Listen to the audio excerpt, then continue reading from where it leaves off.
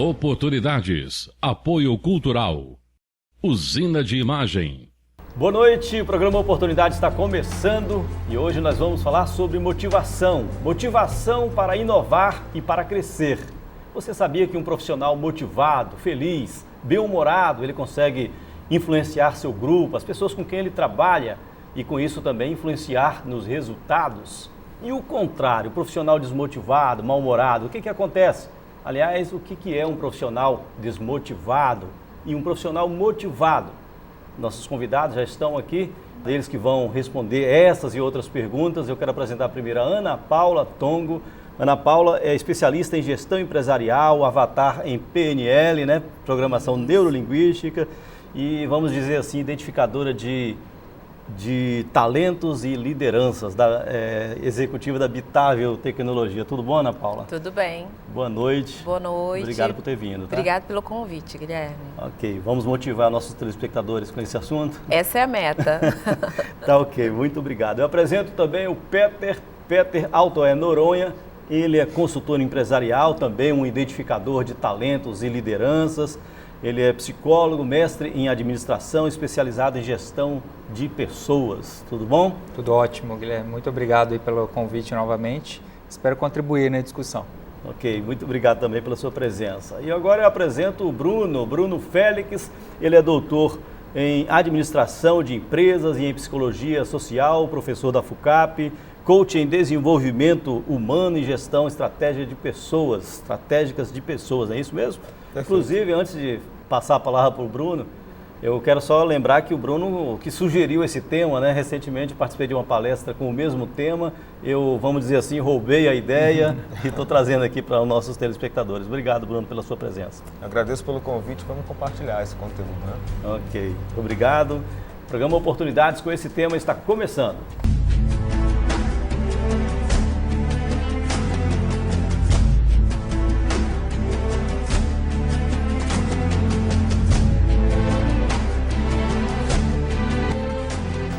Boa noite novamente, obrigado por vocês terem vindo hoje aqui participar desse assunto, né, sobre motivação, né, motivar para inovar e para crescer. A primeira pergunta eu gostaria de fazer para vocês três, eu queria saber, né, definir exatamente o que é motivação. Vou pedir ao Bruno para iniciar, por favor.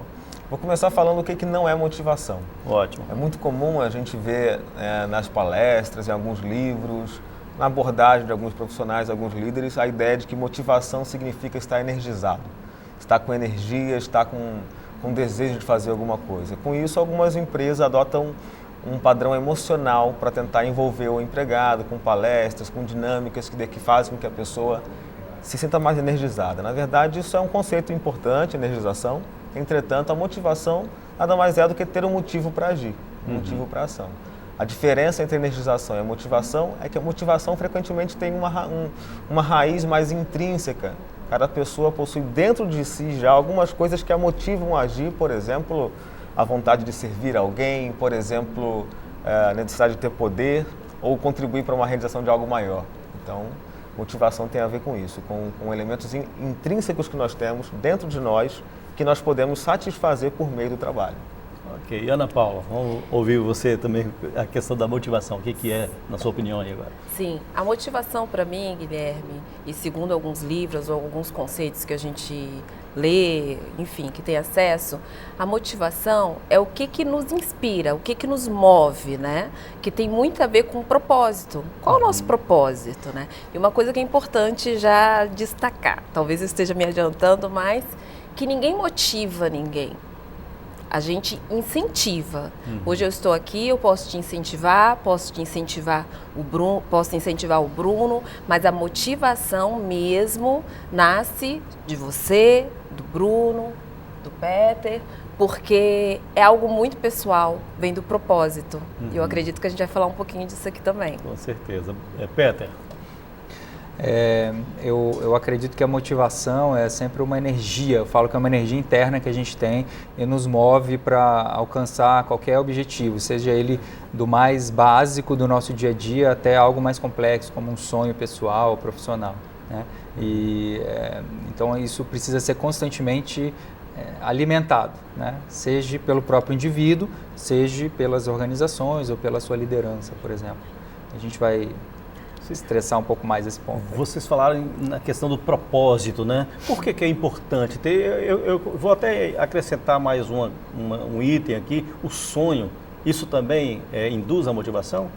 Eu gosto de pensar, por exemplo, em trabalhos que as pessoas fazem sem que elas tenham uma remuneração. Para estudar o fenômeno da motivação, é bom a gente olhar o que faz as pessoas se moverem, contribuírem para uma grande realização, mesmo sem estarem recebendo dinheiro por isso. Eu penso, por exemplo, em escolas de samba, que tem uma série de voluntários que se esforçam durante o ano inteiro para ajudar com que essa escola de samba tenha um bom desempenho na avenida.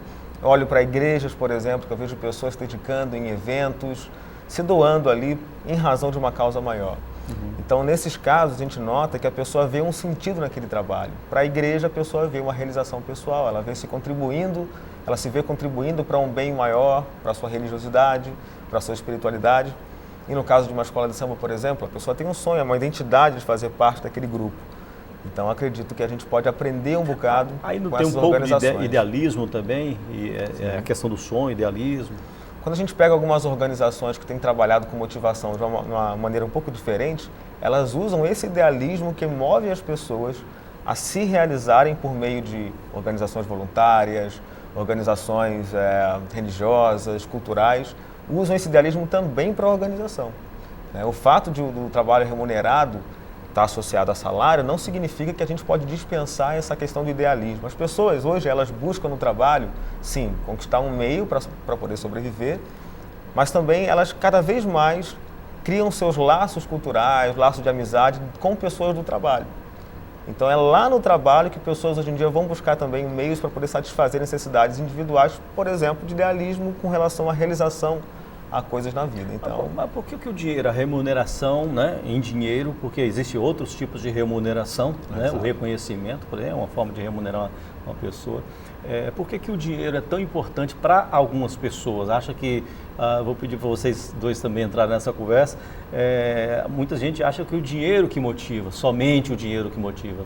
Por quê? Eu acredito, Guilherme, que o dinheiro, primeiro que a gente precisa do dinheiro para materializar alguns sonhos, lógico, né? Sonhos materiais, né?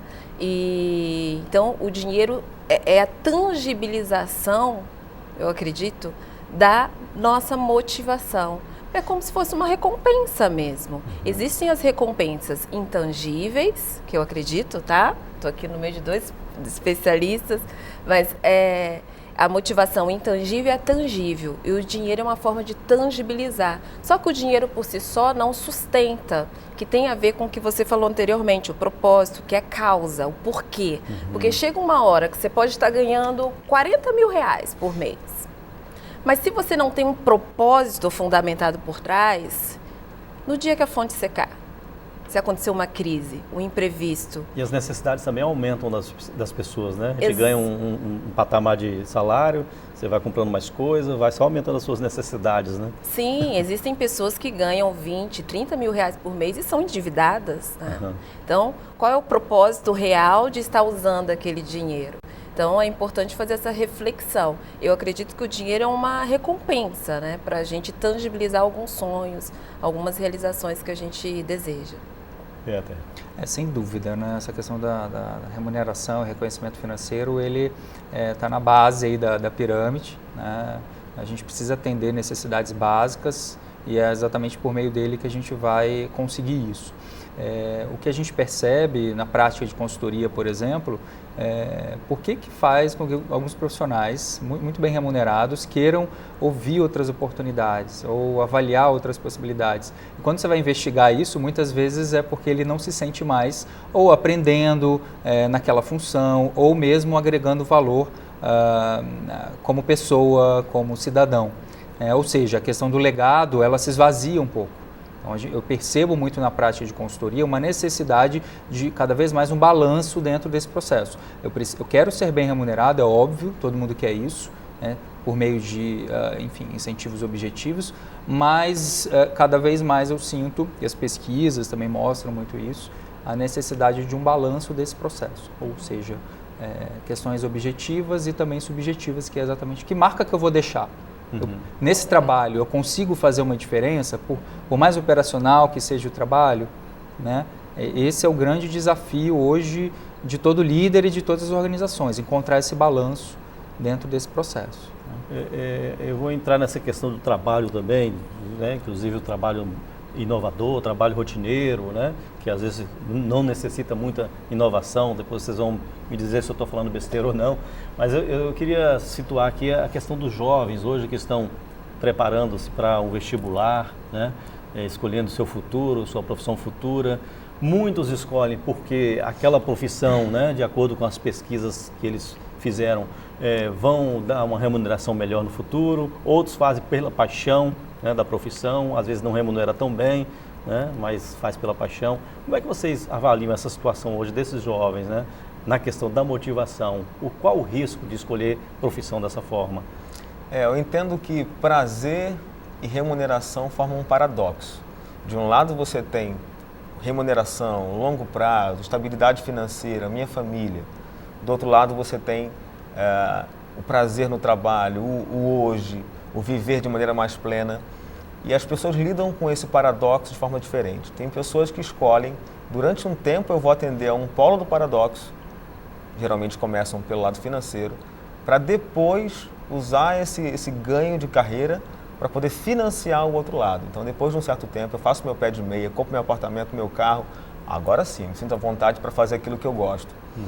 Outras pessoas não, decidem que vão tentar mesmo uma carreira de maior prazer e acaba sofrendo algumas consequências na vida pessoal, por exemplo, dificuldade para tocar uma família, em razão da dificuldade financeira, e depois acaba migrando mesmo para um trabalho mais pragmático para poder lidar bem com a situação. Há um terceiro grupo de pessoas que escolhem tentar conciliar o paradoxo. O que eu posso fazer para tentar, ao mesmo tempo, aumentar, por exemplo, o grau de prazer no meu trabalho, mesmo que ele não seja aquele trabalho ideal? Então, a gente tem visto as 3 estratégias e nos estudos que a gente tem feito, eles têm mostrado que a estratégia de gerenciar o paradoxo, de tentar encontrar prazer no trabalho que se tem, por exemplo, inserindo atividades de maior prazer, mesmo em um trabalho que não é considerado o ideal, é um caminho mais interessante. Eu gosto muito sobre esse tema, né, de escolha de caminhos profissionais, enfim, carreira. Eu estudo isso há um bom tempo e vivencio no meu dia a dia. Qual é o ponto de reflexão que eu sugiro aqui? Primeiro, assim, eu percebo um gap muito grande em relação a autoconhecimento. Ou seja, eu acho que esse é o ponto de partida de todo um processo de escolha de carreira e de felicidade no trabalho. Ou seja, muitas vezes a gente percebe que o profissional ele não tem clareza em relação aos seus pontos fortes, suas fortalezas, bem como também aos seus pontos de desenvolvimento. Tá? E outro aspecto é uma falta de visão sobre seus valores pessoais.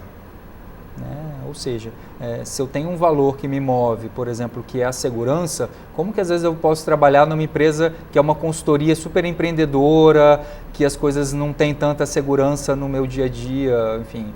Então, existe uma incompatibilidade, às vezes, de valores, né, nesse sentido. Então, acho que esses são os 2 principais. Se pudesse dar uma dica, né, a quem está começando a carreira, é exatamente isso. Procura se conhecer, saber qual é a sua marca, quais são os seus valores pessoais também, e como você pode oferecer, e em que lugar você pode oferecer essas informações sobre si mesmo, com vistas aos melhores resultados individuais e, obviamente, para as organizações as quais você vai trabalhar.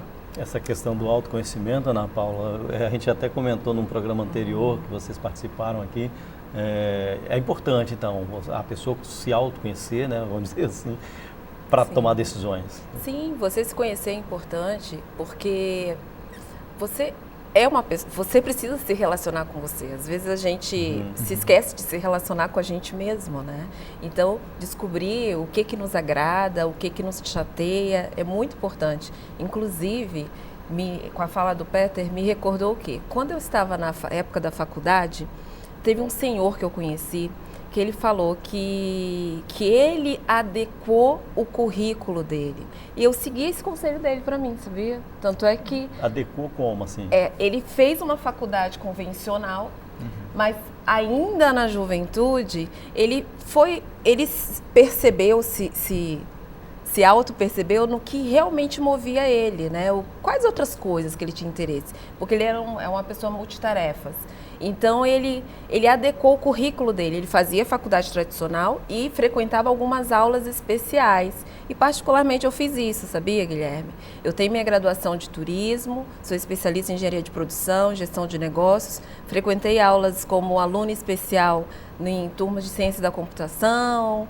Então, assim, a curiosidade, quando a pessoa se conhece, ela entende quais as curiosidades que ela tem e procurar vivenciar, buscar essa competência é importante, até para adequar essa nova competência no que ela for fazer. Seja ela uma telefonista, seja ela uma liderança, seja ela num bancário, o que for.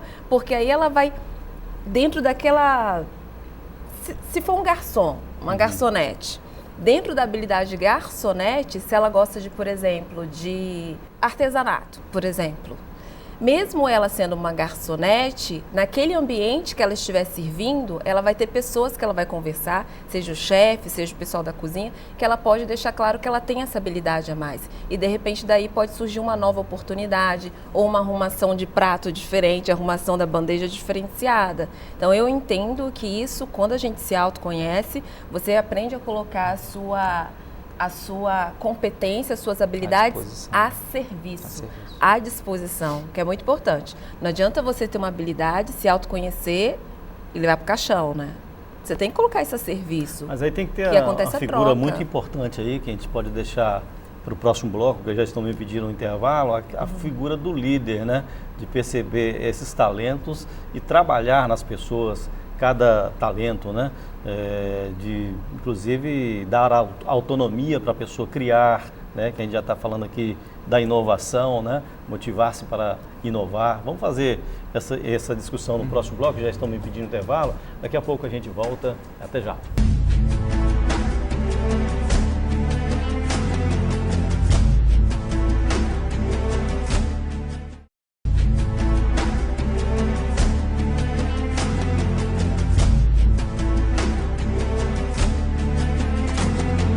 Estamos de volta com oportunidades, falando sobre motivação para inovar e para crescer e sobre essa questão da inovação, né? Vamos lançar aqui uma luz agora para o telespectador. Vou pedir para o Bruno esclarecer essa questão da motivação para inovar.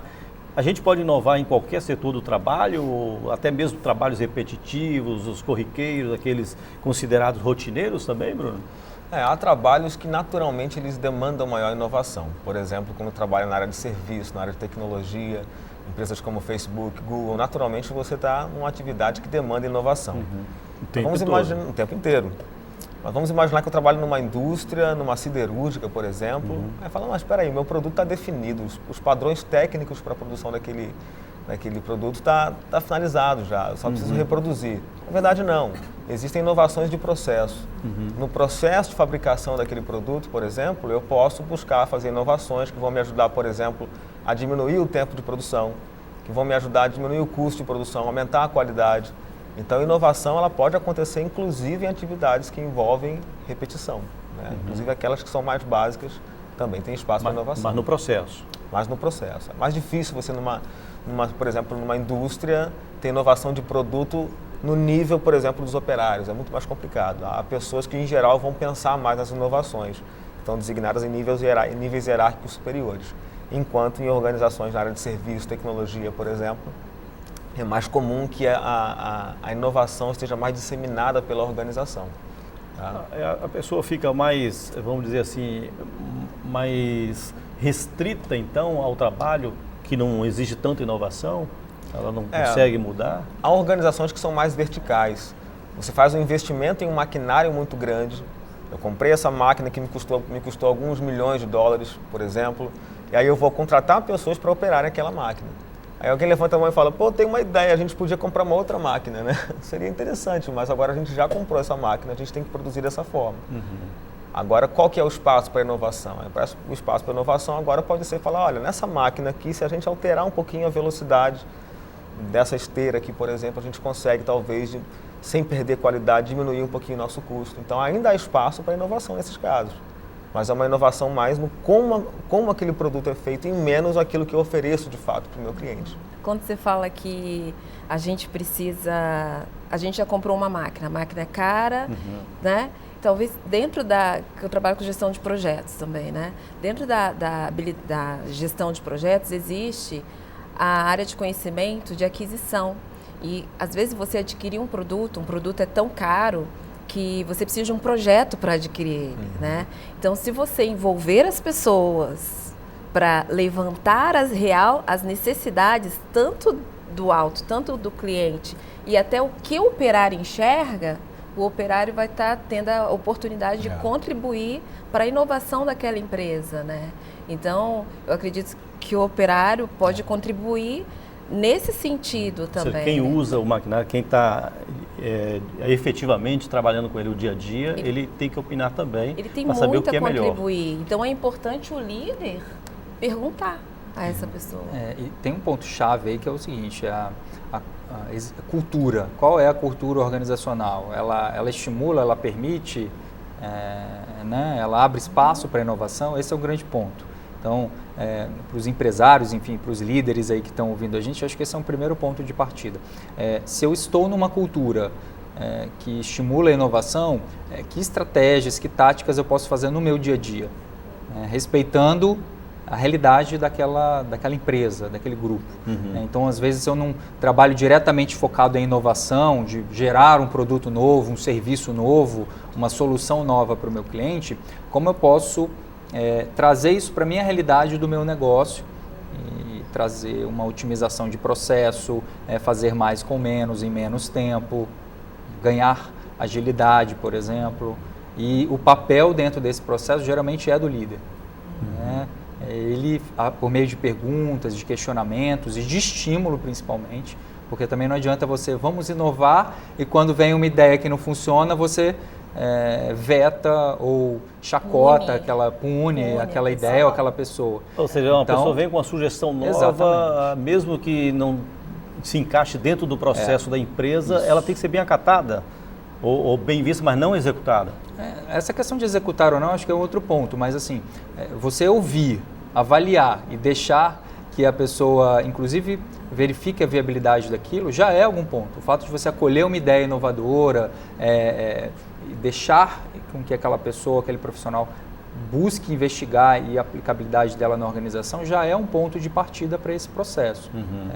Então, esse é um aspecto importante e o líder ele tem um papel-chave também nesse estímulo e nessa criação de cultura de inovação. Até para tirar dessa coisa, que às vezes fica a inovação como algo, né, para poucos ou para poucas empresas e não necessariamente precisa ser dessa forma.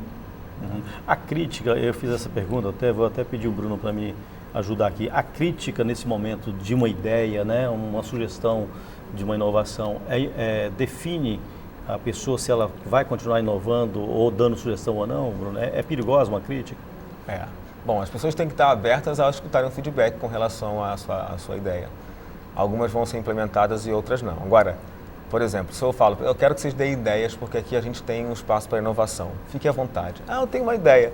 A minha ideia é tal, se o líder naquele momento dá uma risada, ridiculariza aquela situação, fica complicado. A pessoa pode se inibir e realmente falar, na próxima vez eu não dou mais ideia nenhuma. Está matando o inovador, né? Porque eu tenho que acertar de primeira aqui. Então, a cultura de inovação envolve tolerância ao erro.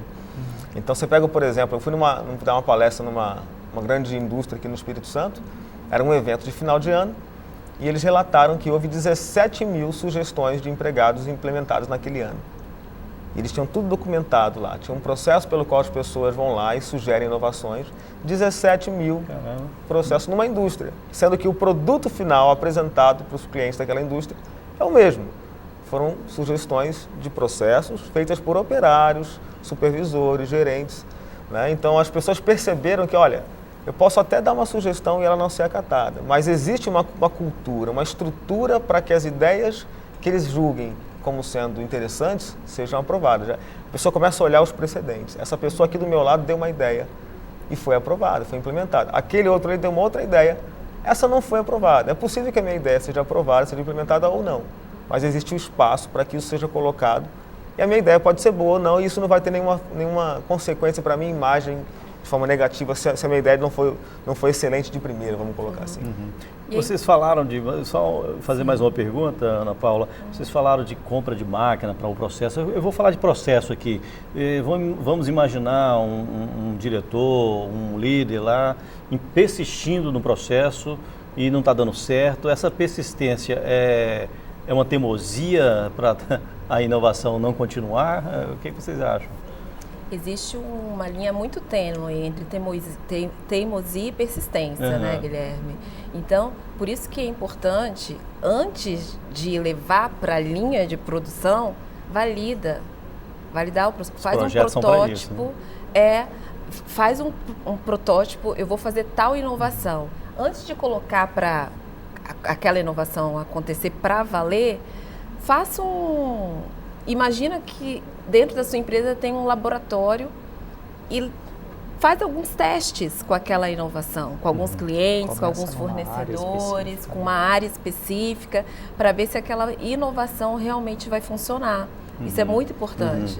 Porque, igual, por exemplo, lá na Bitável, a gente foi aprovado, nós ganhamos um capital para a gente inovar em software, né? Nós estamos produzindo um software com inovação. Então, existe dentro desse processo o período de validação, que é de testes, que é muito importante antes desse produto ir para o mercado, para garantir uma qualidade. E a frustração também, tanto do empreendedor quanto para quem vai adquirir, né?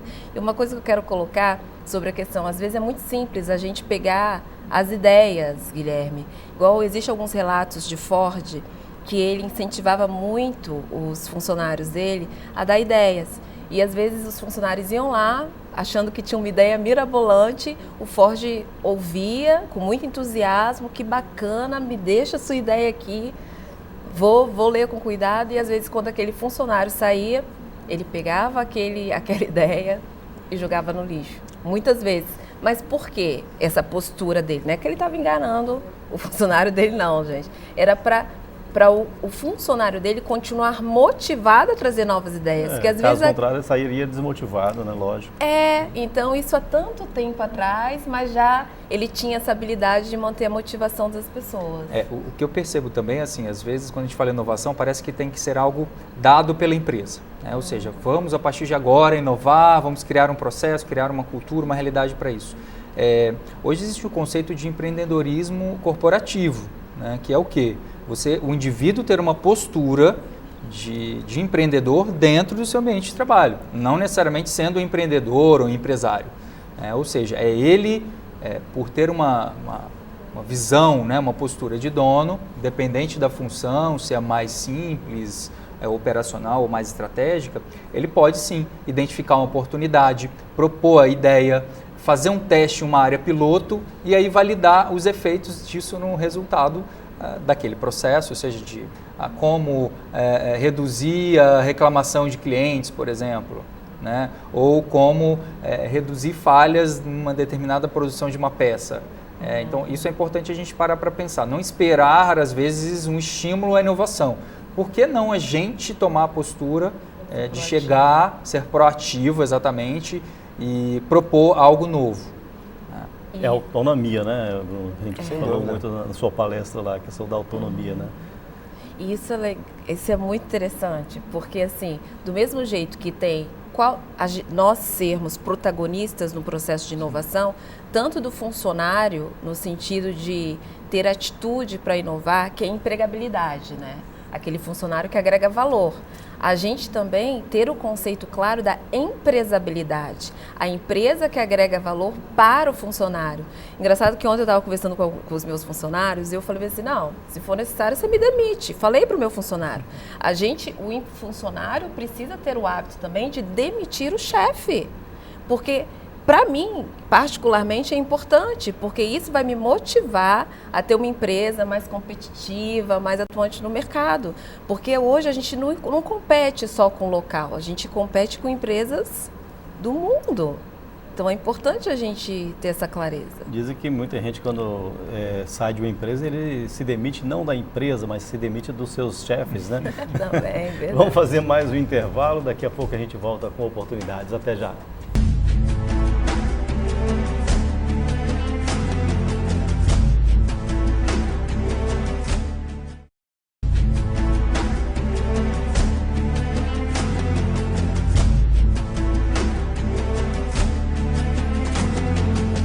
Voltamos com oportunidades. Hoje nós estamos falando sobre motivação para inovar e para crescer. E quando a gente fala de motivação, eu vou até pedir ao Bruno Félix, professor da FUCAP, aqui para reforçar essa questão do líder oferecer autonomia para os seus subordinados para criar, né? Para se motivar e inovar. Eu queria que você reforçasse mais essa questão da autonomia. Por que é importante dentro da motivação? Veja bem, as pessoas querem fazer contribuições, querem dar contribuições no seu trabalho, e uma grande dificuldade que isso aconteça é o risco que o líder vê de que aquela autonomia, de que aquele espaço para inovar acabe gerando erros. E o líder depois é quem está assumindo a responsabilidade por aquele erro. De corrigir, inclusive. Exatamente. Então, de um lado, você tem a pressão do líder de curto prazo por apresentar resultado. De outro lado, o mesmo líder ele tem que tentar desenvolver aquele indivíduo também para que aquela pessoa consiga caminhar com as próprias pernas no longo prazo. Qual que é o problema? Se eu exijo só produção no curto prazo, ele não se desenvolve. Se eu também for tolerante demais, esperar e cuidar e dar espaço, autonomia, o sujeito está errando o tempo inteiro, eu como líder estou ficando numa posição meio complicada. Mais uma vez, a sugestão que a gente dá é gerenciar esse paradoxo entre a produção e a capacidade de produção. O que é a produção? É a entrega. E a capacidade de produção? É a capacidade daquele liderado de caminhar sozinho ao longo do tempo. Então, o líder tem que ter uma capacidade, esse líder, de interpretar como é que está o estágio de desenvolvimento de competência daquele liderado. Porque eu não posso confiar em alguém que só tenha um bom caráter, que seja só confiável, previsível. Eu também tenho que ver competência, e competência se desenvolve. Então, tem que ir dando autonomia de acordo com que a pessoa vá apresentando o resultado, senão é suicida. Você fala aí a questão de avaliação de desempenho também? Também, sentir no dia a dia como é que tá. Vamos lá, tem esse processo aqui que geralmente eu faço junto com você. Dessa vez, você vai fazer sozinho. Na terça-feira que vem eu vou te perguntar se está feito ou não. Eu não vou te perguntar no meio do caminho, tá? Você tem capacidade de tocar, beleza. Semana que vem, passou o tempo, eu não pergunto no meio do caminho, deixo o sujeito abraçar aquela tarefa. E aí, como é que foi?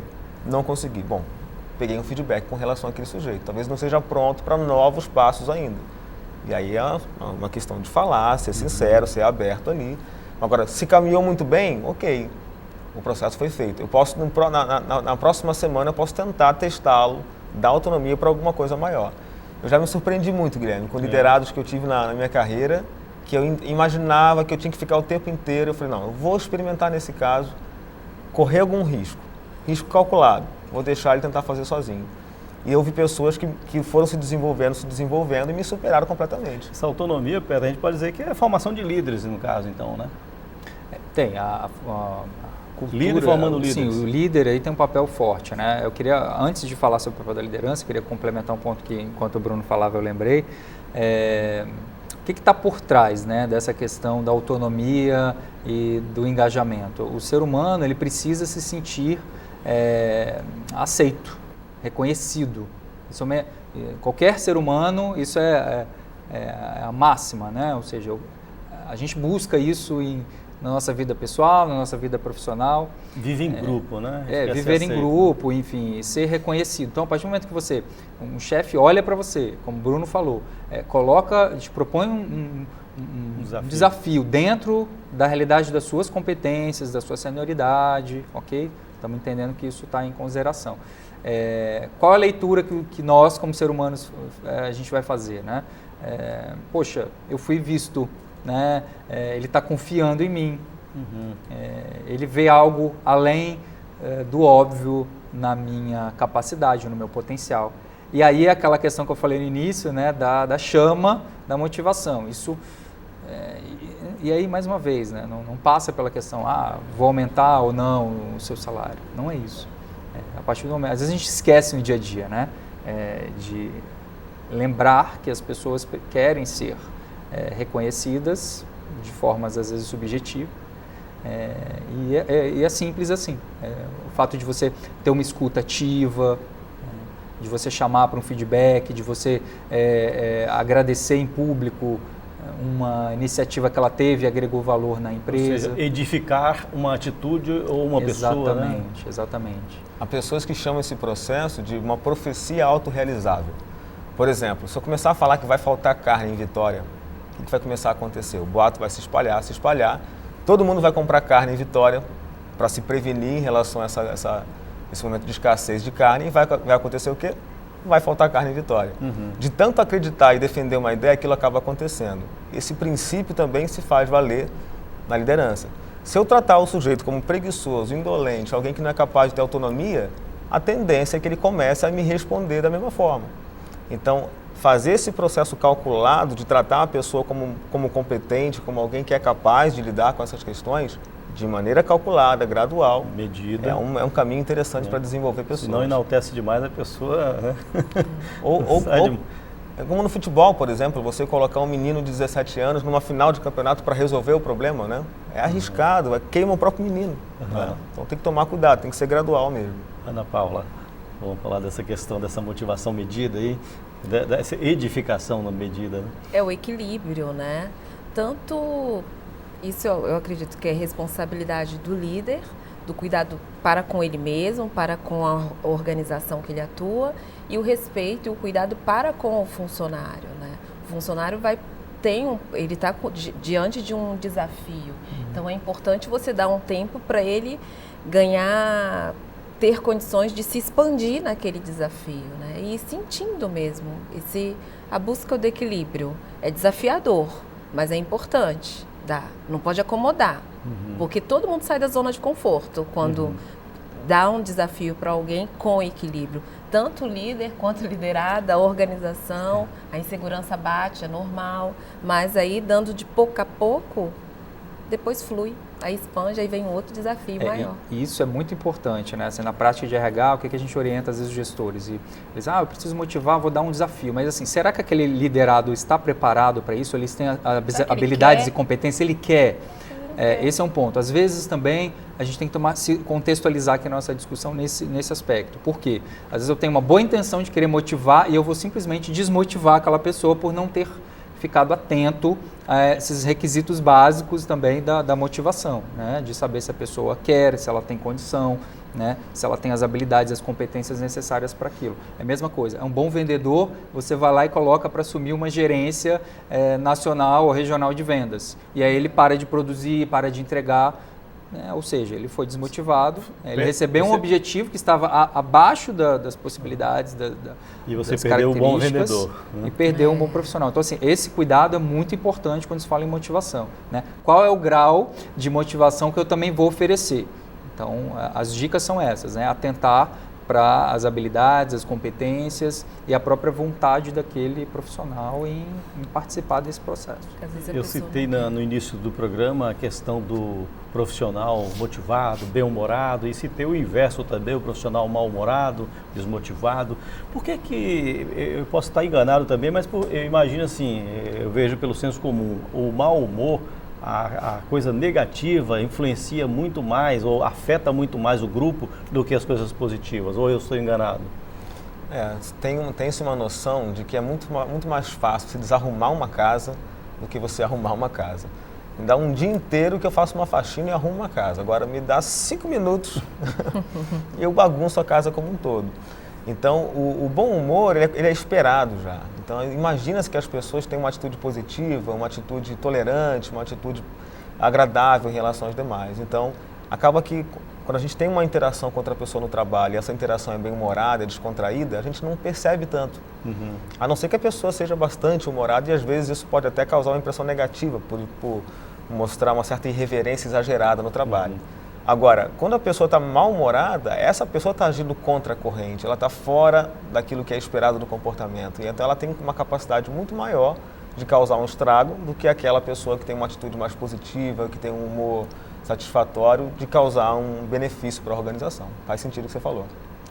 E outro ponto, que assim, o humor ele tem uma relação direta com a ligação com o propósito e o engajamento para com a empresa e para com as minhas atividades também, né? Ou seja, o humor ele acaba demonstrando que eu estou operando num ambiente onde os meus valores estão alinhados com a empresa, a cultura ela está aderente ao que eu busco e eu valorizo também, né? E isso é um importante indicador também da qualidade dessa relação empresa-empregador. precisa, de alguma forma, estar sendo sempre monitorado. Em outro ponto que eu gosto de colocar em relação à questão do humor, a gente não precisa estar sempre... né? Sorrindo, feliz, extrovertido, deu tudo errado, mas tudo certo, não tem problema nenhum. Eu acho que não é por aí, é muito mais da atitude, ou seja, eu estou mais agindo diante de uma situação, ou seja, aconteceu um problema, o cliente reclamou, uma coisa não deu certo, eu tendo a focar numa solução, internamente eu penso em, poxa, como que eu vou mudar isso da melhor maneira ou evitar que isso aconteça novamente, ou como eu tenho operado, né? Agido ou reagido. Ou, poxa, deu errado, eu sou uma pessoa ruim, eu vou ser demitido, e aí começa todo esse diálogo interno de autoflagelação, de se menosprezar. Então, assim, né, para não ficar aquela questão de que o bom humor ele tem que estar sempre na ativa, não é assim. Ele é um indicador importante, como a gente falou, de produtividade, de conexão com o trabalho, mas... é algo que o indivíduo, aí mais uma vez trazendo para o protagonismo do processo, depende muito mais do indivíduo, né? Esse gerenciamento da sua atitude mental, isso é muito valorizado hoje dentro das organizações, né? Porque isso propicia um clima de trabalho produtivo e positivo, né? Eu, como jornalista, já fiz várias reportagens e me adentrei em várias empresas, né, para fazer essas reportagens e percebi perfis totalmente diferentes um do outro, né? De pessoas sisudas, né? Um ambiente de trabalho pesado, outros muito mais leve. É muito curioso essas observações, porque a gente tem perfil de tudo que é jeito, né, de profissional, né? Bem-humorado, mal-humorado e de grupo também, né, Ana Paula? Sim, é importante a gente perceber isso, respeitar isso, o perfil da pessoa, mas ao mesmo tempo, às vezes dá um toque, que tem gente que é sisuda e é sisuda demais. Tem gente que, às vezes, por exemplo, tem uma pessoa que precisa estar altamente concentrada. Aí toda vez que você chama, te responde de uma forma brusca, né? Então, é bom, é importante o colega, o líder, numa informalidade mesmo, dá um toque, porque às vezes a pessoa nem se dá conta que ela está sendo mal-humorada ou está sendo chata o tempo inteiro, né? Da mesmo jeito, o outro ponto, né? Aquela pessoa para frente demais, que é para frente o tempo inteiro, aí também dá um toque. É importante, um dia desse, Guilherme, eu acho interessante que um rapaz que tem aproximadamente uns seus 38 anos de idade, ele estava sendo para frente demais no ambiente de trabalho. Eu dei um toque, uma hora que só estava nós dois, e depois de uma semana depois ele processou aquele toque que eu dei de uma forma muito tranquila, né? Ele falou: Ana, nunca ninguém me falou isso. Você me ajudou. Eu não tinha percebido. Mudou, então, né? Aí daí ele passou a perceber melhor aquele comportamento dele, né? Claro que você não vai denegrir, não vai debochar da pessoa, mas conversar numa boa mesmo. Aí a gente ajuda o outro a crescer e é uma troca. Certo, mais um intervalo que eles estão me pedindo. Daqui a pouco a gente volta com oportunidades. Até já!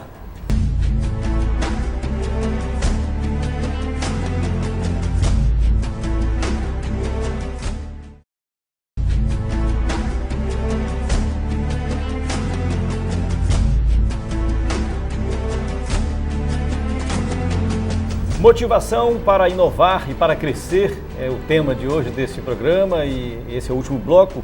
Eu queria saber de você se existe uma receita. A gente falou aqui, né, de todo o processo sobre motivação, sobre a importância de estar motivado para inovar, para crescer, mas existe uma receita só assim, bem básica para o telespectador saber como se motivar? A gente já falou disso aqui, mas bem brevemente, dá para deixar essa receita, Bruno? A sugestão que eu deixaria para a prática, para alguém que está querendo desenhar sua carreira e quer ter uma motivação sustentável minha sugestão é não escolha simplesmente fazer uma carreira só para ganhar dinheiro ou só para ter prazer. É possível fazer as duas coisas. Eu me lembro de um caso interessante de uma pessoa conhecida no Brasil hoje, que é o Fábio Porchat. Ele estava com dúvida entre fazer administração, cursar administração ou ser ator. O que ele fez? Montou uma empresa na qual ele pode lidar o tempo inteiro com o teatro, que é uma paixão da vida dele. Então ele é um gestor hoje, mas também ele está lidando com a paixão dele. Uma aluna, um dia desses, me perguntou: eu faço biologia ou faço direito? Por que você quer fazer direito? Eu gosto da questão da argumentação. Por que você quer fazer biologia? Eu gosto da questão das espécies. Por que não direito ambiental? Então a gente consegue conciliar resultados de longo prazo, ganhos financeiros com prazer, se a gente pensar, conhecer bem o nosso setor de atuação e desenvolver uma estratégia em que a gente consiga gerenciar esse paradoxo. A minha impressão é de que essa é uma forma mais sustentável de se ganhar motivação ao longo de uma carreira e não só durante um período. Essa coisa de sofrer por um tempo para depois ter prazer parece um pouco problemático. E evita também essa mudança de carreira que muita gente faz, né? Começa uma, não gostou, vai outra, não gosta, vai e não termina nunca, né? Ana Paula, receita, tem alguma receita básica para motivação? Tem algumas dicas, né? Umas dicas. Propósito é importante. O que te move? O propósito. Né? Segundo, vou dar mais, desculpa, Guilherme. Se observar, você perceber o que te chateia, o que te deixa feliz. E o terceiro, tome pílulas de boas notícias. Se dê boas notícias todos os dias. Isso ajuda. Peter, sobrou um finalzinho para você, né? Eu acho que assim, hoje a carreira ela não é algo mais tão linear como a gente acreditava ser, tá? Então assim, eu posso estar num lugar e operar o meu desejo em outros, né? Então esse é primeiro, considere a possibilidade de estar em um ambiente profissional e em paralelo ou ao mesmo tempo desenvolver outras atividades, né? Para alimentar esses lados que a gente tem. E um outro ponto que eu gosto sempre de colocar, principalmente nesse momento aí de desafiador que a gente está vivendo, muitas vezes a gente não tem como controlar as circunstâncias, mas a gente tem como controlar a nossa reação diante delas.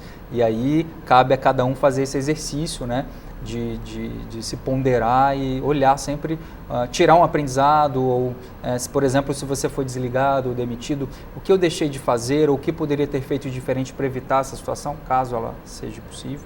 Então, é um pouco disso, né? A gente buscar olhar esse ponto, né? De que maneira que eu vou enfrentar as dificuldades do dia a dia. É interessante. E tudo que vocês falaram aí, juntando, né? Dá uma ótima receita. E me chamou a atenção o que a Ana Paula falou de pílulas de boas informações. Boas notícias. Boas notícias, né? Isso é interessante porque tem uma receitinha, talvez na área de vocês, que essa pílula de boas notícias, né? Que é a informação que ultimamente a gente não está tendo, né? Só más notícias por aí, o tempo inteiro. Porque quando você se informa, né? Tem uma notícia boa, você tem pensamentos bons, né? Aí. Você tem sentimentos, atitude e resultados, né? Um vai puxando o outro, né? Isso. E além, outra coisa também bem interessante quando acontecer algo com você que afeta a sua motivação, ao invés de você se perguntar por que isso está acontecendo comigo, se pergunte, para que isto está acontecendo comigo? Que vai te dar um novo fôlego para você seguir em frente. Entendi. Dá uma puxada, um puxão de orelha, né? Um alto puxão de orelha, você puxa a sua própria orelha. Né? Bom, gente, eu gostaria que vocês dessem o último recado para o telespectador. Nosso programa já está encerrando. Eu gostaria que o Peter iniciasse as considerações finais sobre o que nós conversamos hoje aqui, Peter. Acho que pegando um gancho no que a gente está colocando aqui, é muito importante no momento, né, que a gente está vivenciando e ao longo da vida como um todo, a gente sempre buscar o que funciona, né? No momento onde as coisas às vezes não vão bem, seja na vida pessoal ou profissional, quem está fazendo diferente? Focar, eu falo assim, a energia flui para onde a atenção está. Eu gosto muito dessa fala aí. Então, assim, para onde você está colocando essa energia? Se você redirecionar ela, né, de foco mesmo, do que você está lendo, do que você está ouvindo, né, das pessoas que estão ao seu redor, experimenta isso, experimenta mudar o foco.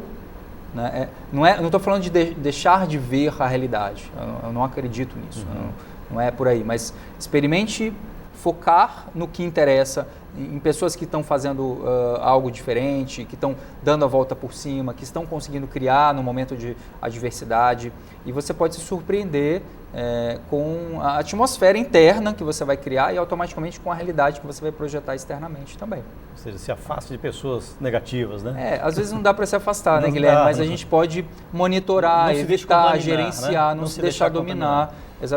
Ser um pouco mais seletivo, diria, com o que você está colocando para dentro, né, em relação a informações e tudo mais. Isso acho que é uma dica prática e funciona para mim, pode funcionar para outras pessoas. Com certeza. Peter Altoé Noronha, muito obrigado pela sua participação hoje aqui no programa Oportunidades. Tá? Ana Paula, suas últimas considerações.